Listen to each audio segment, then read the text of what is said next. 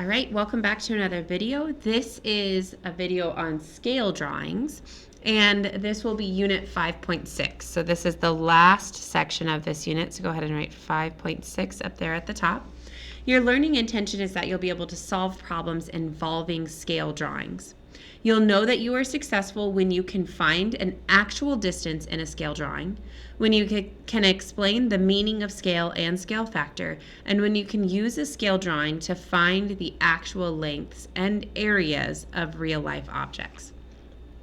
So, the key terms here at the top that we are going to be talking about, the first one is scale drawing. So, a scale drawing is an enlarged or reduced drawing that is proportional to the object. So enlarged or reduced drawing that is proportional to the original object. So if I had a drawing of Mount Rushmore, which would obviously be reduced, and it was proportional to the original object, so the original Mount Rushmore, then that would be a scale drawing. So a scale model is a proportional three-dimensional model of an object.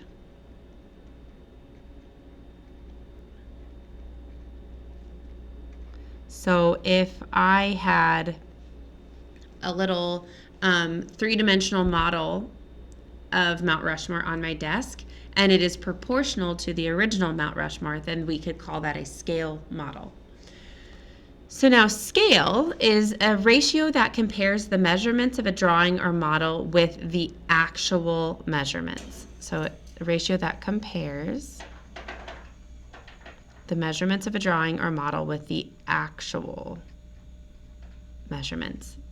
So what that means is if my scale model is only 12 inches tall, but let's say Mount Rushmore is, this is not going to be right, but say 100 feet tall, which is, we know it's clearly bigger than that. So then my ratio would be 12 inches to 100 feet. So the scale factor now is the ratio of a scale when the units are the same. So if I was saying my scale model was 12 inches to the actual, which was 100 feet, then I would need to change, to find the scale factor, I would need to change the feet of the actual measurements into inches, because they would need to be the same unit. And let's see, I'll show you an example of that right here. So we had a scale model of the Sergeant Floyd Monument is 10 inches tall. The actual monument is 100 feet tall. So what does 1 inch represent in the model, and what is the scale? So we need to figure out how much is 1 inch actually representing of the actual monument. Okay, so you guys did this a little bit already, where you have been figuring out when you're working on units and unit rates, and you're dividing to see how much is in one of these. So that's what we're going to be doing here. So we're going to take our 10 to 100 and divide each quantity by 10 to determine the number of feet represented by 1 inch in the model. Because here we have 10 inches is 100 feet. So how much is 1 inch? That's what we're determining. So in the model, 1 inch represents 10 feet. So the scale is 1 inch to 10 feet. Okay? So now we need to figure out what is the scale factor. So if for 1 inch it equals 10 feet, then we would need to get the scale with the same units. So we're going to use the fact that 1 foot equals 12 inches to figure out how much is in 10 feet. So we'll take the scale in 1 inch to 120 inches, or 1 to 120, because what we did is we took 10 feet and we multiplied that by the 12 inches to get 120 inches. Okay, so the scale is 1 inch to 120 inches, or 1 to 120, or we could also write it as 1 over 120. So now we have the units are the same. That's the scale factor. Okay, let's flip this over.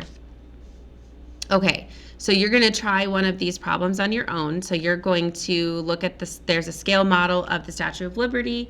She's 5 inches tall. The actual Statue of Liberty is approximately 300 feet tall. What does 1 inch represent in the model? What is the scale? So figure out what does it represent? So how many inches?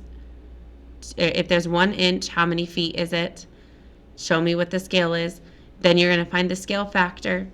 And then this part here is using a map. So you're using an atlas. So in this map, you'll see that for every 1 centimeter, it's 50 miles. So this is just an example. You guys don't actually have to do the work for this because it breaks it down for you. So it says, step 1, use a centimeter ruler to find the distance on the map between these two places, Cadillac and Detroit. The map distance is about 3.5 centimeters. So when we took a ruler and used the centimeter side, we measured from Cadillac to Detroit here, and that was 3.5 centimeters.